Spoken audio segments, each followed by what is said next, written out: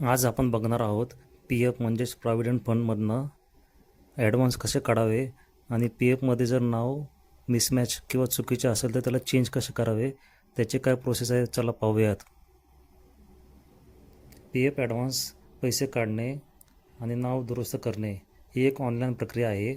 2026च्या नियमानुसार हे काम अधिक सोपे झाले आहे. तर चला याची माहिती बघूयात. पी-एफमधून ॲडव्हान्स पैसा कसा काढावा. तुम्ही आजारपण, घरदुरुस्ती, लग्न किंवा शिक्षणासाठी ॲडव्हान्स पैसे काढू शकता.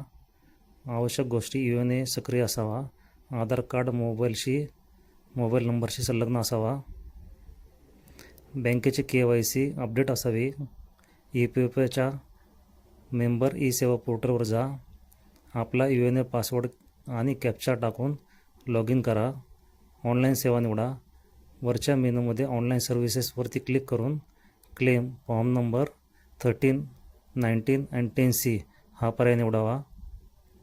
बँक खाते पडताळणी: तुमच्या बँक खाते क्रमांकाचे शेवटचे 4 अंक टाका आणि व्हेरीफायवर क्लिक करा.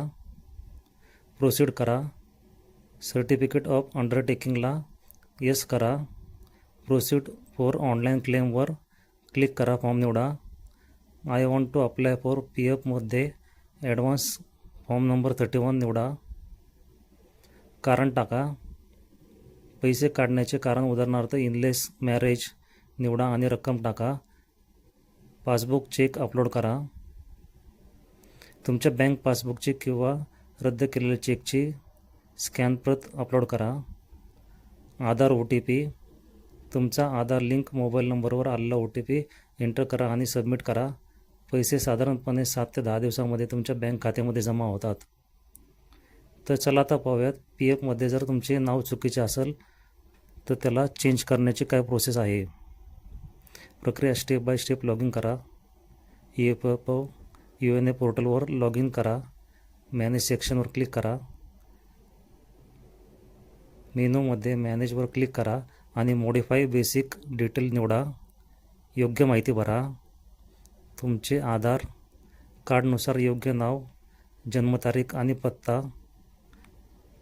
आणि आधार क्रमांक टाका. सबमिट करा. अपडेटेड डिटेलवर क्लिक करा. तुमची विनंती आता नियोक्त्याकडे म्हणजेच एम्प्लॉयरकडे जाईल. नियोक्त्याची मंजुरी: कंपनीने ही विनंती ऑनलाईन मंजूर करणे आवश्यक आहे.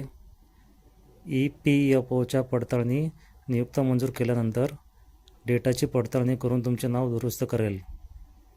महत्त्वाची टिप्स: 2026मध्ये जॉईंट्स डिक्लेरेशन: जर ऑनलाईन नाव बदलले जात नसेल तर जॉईंट डिक्लेरेशन फॉर्म भरून कंपनीच्या स्टॅम्पसह EPF कार्यालयात जमा करावा.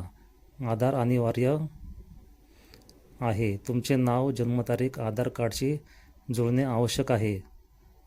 डिस्क्लेमर: हा व्हिडिओ तुमच्या एज्युकेशनल पर्पजसाठी बनवला गेला आहे. या चॅनलवर जर तुम्ही पहिल्यांदा आला असाल तर चॅनलला लाईक, शेअर, सबस्क्राईब जरूर करा.